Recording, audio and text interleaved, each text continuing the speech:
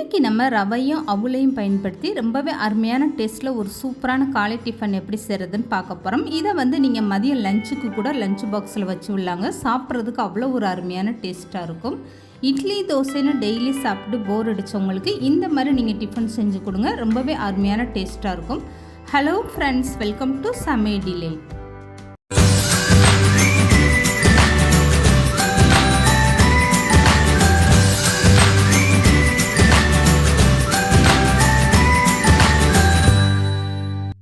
இந்த டிஃபன் செய்கிறதுக்காக ஃபஸ்ட்டு ஒரு கப் அளவுக்கு வெள்ளை அவல் எடுத்துக்கோங்க. இதை ஒரு ஜல்லடையில் சேர்த்துக்கோங்க. இதுக்கப்புறமா இந்த அவலை கழுவி எடுக்கிறதுக்காக கீழே ஒரு அகலமான பாத்திரம் வச்சுட்டு இந்த அவல் மேலே 2 கப் அளவுக்கு தண்ணி சேர்த்துக்கோங்க. அவல் இந்த மாதிரி ஃபஸ்ட்டு நீங்கள் கழுவிட்டு க்ளீன் பண்ணி எடுத்துக்கோங்க. நான் வெள்ளை அவல் லேசான அவலாக எடுத்திருக்கேன். இதிலே கனமான அவல்னால் உங்களுக்கு ஊறுறதுக்கு டைம் எடுக்கும். அதனால் இந்த மாதிரி லேசான அவலாக எடுத்துக்கோங்க. இப்போ அவலில் தண்ணி சேர்த்துட்டு இந்த தண்ணி வடிகிற வரைக்கும் ஒரு 2 நிமிஷம் இந்த வடிகட்டி அப்படியே வச்சிட்டிங்கன்னா அவலில் இருக்க தண்ணியெல்லாம் நல்லா வடிஞ்சிட்டு உங்களுக்கு அவலுமே நல்லா ஊறி வந்துடும். இப்போ இந்த அவலை எடுத்து அப்படியே தனியாக வச்சுருங்க. இப்போ அவலில் இருக்கக்கூடிய அழுக்கு பாருங்கள். இந்த மாதிரி ஃபஸ்ட்டு நீங்கள் அவலை நல்லா கழுவி க்ளீன் பண்ணி எடுத்துக்கோங்க. இப்போது எந்த கப்பில் நீங்கள் வெள்ளை அவல் அளந்து எடுத்தீங்களோ 1 கப்பு அவலுக்கு 1/2 கப் அளவுக்கு ரவை அளந்து எடுத்துக்கோங்க. அதே கப்பில் நீங்கள் 1/2 கப்பு ரவையை எடுத்து ஒரு பெரிய மிக்ஸி ஜாரில் சேர்த்துக்கோங்க. இப்போ கழுவி எடுத்து வச்சுருக்க அவளையும் அப்படியே சேர்த்துக்கோங்க. எந்த கப்பில் நீங்கள் அவல் ரவையெல்லாம் அளந்து எடுக்கிறீங்களோ அதே கப்பில் 1/4 கப் அளவுக்கு கெட்டியான தயிர், புளிப்புள்ளாத தயிராக சேர்த்துக்கோங்க. இப்போ இது கூடவே கொஞ்சமாக தண்ணி சேர்த்து நல்லா மூடி போட்டு இதை ஒரு கெட்டியான பக்குவத்தில் நீங்கள் நல்லா திக்காக அரைச்சி எடுத்துக்கோங்க. நல்லா வலுவலுன்னு அரைச்சி எடுத்துகிட்டு வந்துடுங்க. இப்போ அரைச்சி எடுத்துகிட்டு வந்த மாவு ஒரே பாத்திரத்தில் சேர்க்காம இந்த மாதிரி 2 கிண்ணமாக வச்சுட்டு பாதி பாதி மாவாக நீங்கள் சேர்த்துக்கோங்க. 2 கிண்ணத்துலேயுமே மாவு சரிசமமாக இருக்கிற மாதிரி இந்த மாதிரி நீங்கள் 2 பங்காக பிரித்து எடுத்து வச்சுக்கோங்க. இப்போ இந்த மாவு பார்க்கும்போதே தெரியும் எந்த அளவுக்கு நல்லா கெட்டியாக இருக்குது பாருங்கள். இப்போ மாவை நீங்கள் கையில் எடுத்து பார்த்தீங்கன்னா இந்த அளவுக்கு நல்லா நைஸாக இருக்கணும். மாவு குருணையாக இல்லாமல் இந்த மாதிரி நல்லா வலுவலுன்னு அரைச்சி எடுத்துகிட்டு வந்துடுங்க. இப்போ 2 பங்காக பிரித்து எடுத்த மாவில் 1 பங்கு மாவில் மட்டும் 1/2 ஸ்பூனுக்கும் கொஞ்சம் குறைவான ஆப்ப சோடா சேர்த்துக்கோங்க.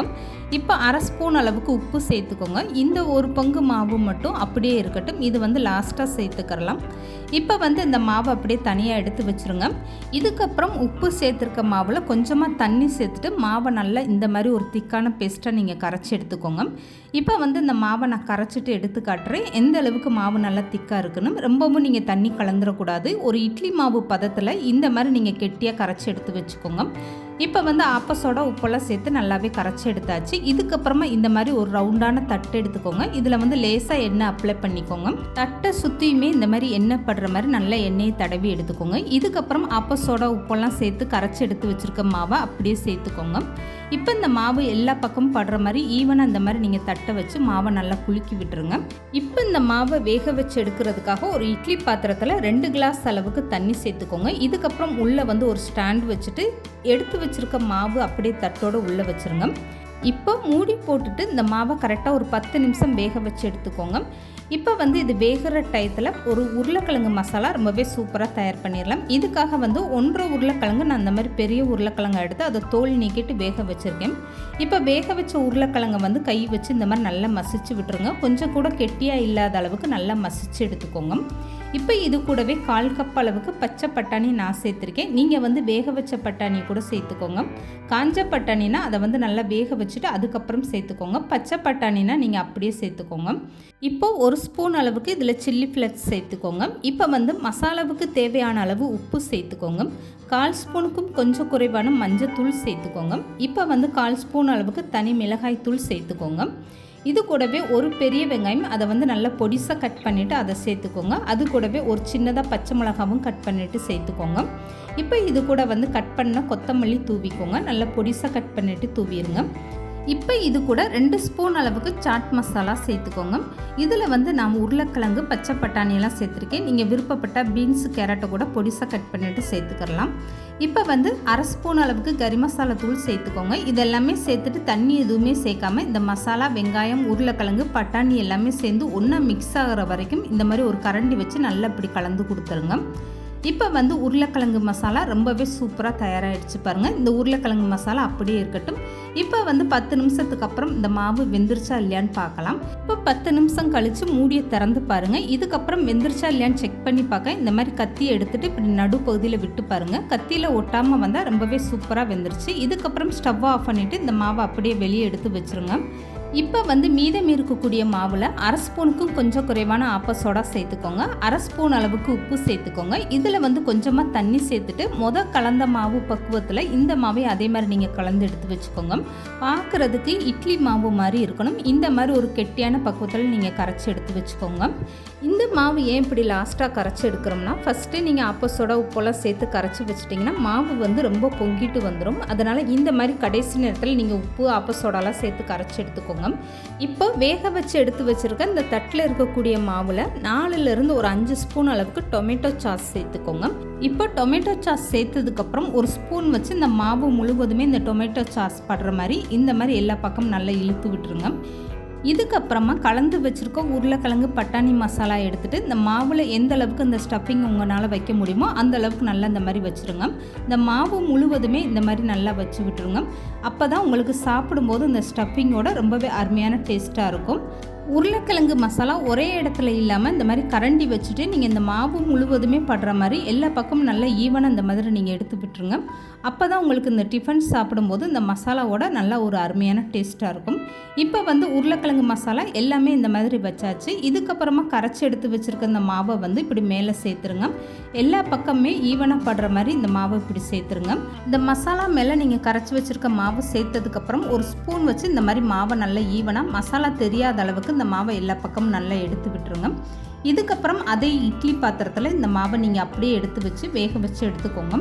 தண்ணி பத்தலைன்னா நீங்கள் எக்ஸ்ட்ரா தண்ணி சேர்த்து வேக வச்சு எடுத்துக்கோங்க. இப்போ பாருங்கள், தட்டில் கொஞ்சம் கூட மசாலா தெரியாத அளவுக்கு இந்த மாவை வந்து நல்லா ஒரு ஸ்பூன் வச்சு நல்லா எடுத்து விட்டாச்சு. இப்போ வந்து இந்த தட்டை தூக்கி அப்படியே இட்லி பாத்திரத்தில் வச்சு கரெக்டாக ஒரு 15லேருந்து 20 நிமிஷம் நீங்கள் வேக வச்சு எடுத்துக்கோங்க.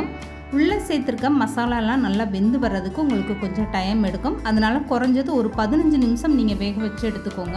இப்போ இந்த மாவு இருக்க தட்டை தூக்கி அப்படியே இட்லி பாத்திரத்தில் வச்சு இதை வந்து மூடி போட்டுட்டு ஒரு 10 நிமிஷம் கழித்து நான் மூடியை திறந்து காட்டுறேன். வெந்துருச்சா இல்லையான்னு செக் பண்ணி பார்க்கலாம். இப்போ 10 நிமிஷத்துக்கு அப்புறம் இந்த மாதிரி ஒரு கத்தியை வச்சு நீங்கள் விட்டு பாருங்கள். இப்போ வந்து லேசாக கத்தியில் ஒட்டுது பாருங்கள். இன்னும் ஒரு கூடுதலாக ஒரு 5 நிமிஷம் நீங்கள் வேக வச்சு எடுத்திங்கன்னா நல்லா சூப்பராகவே வெந்து வந்துடும். இப்போ மூடி போட்டு கூடுதலாக ஒரு 5 நிமிஷம் நல்லா வேக வச்சு எடுத்துருங்க.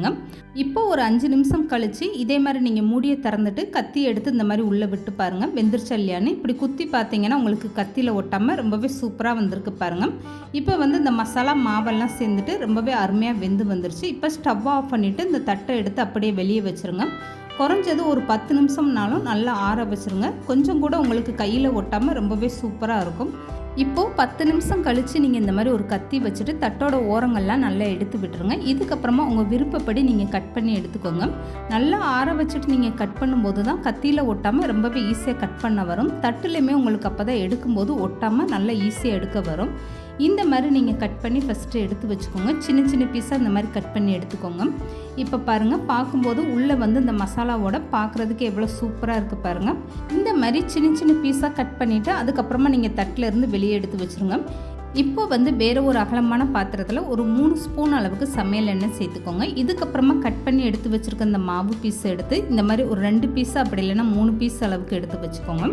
இதுக்கப்புறம் ஸ்டவ்வை மீடியமாக வச்சுட்டு 2 பக்கம் நல்லா செவந்து வர வரைக்கும் இந்த மாதிரி ஒரு ஸ்பூன் வச்சு நல்லா பரட்டி விட்டுருங்க. இந்த மாதிரி எண்ணெயில் நீங்கள் ரோஸ்ட் பண்ணி சாப்பிடும்போது அது சாப்பிட ரொம்பவே அருமையான டேஸ்ட்டாக இருக்கும். இந்த மாதிரி நீங்கள் செஞ்சு லஞ்ச் பாக்ஸில் கூட மதியத்துக்கு வச்சு விடலாங்க. ஸ்கூலுக்கு போகிற குழந்தைங்க கொஞ்சம் கூட மிச்சம் வைக்காமல் அப்படியே சாப்பிட்டு வந்துடுவாங்க.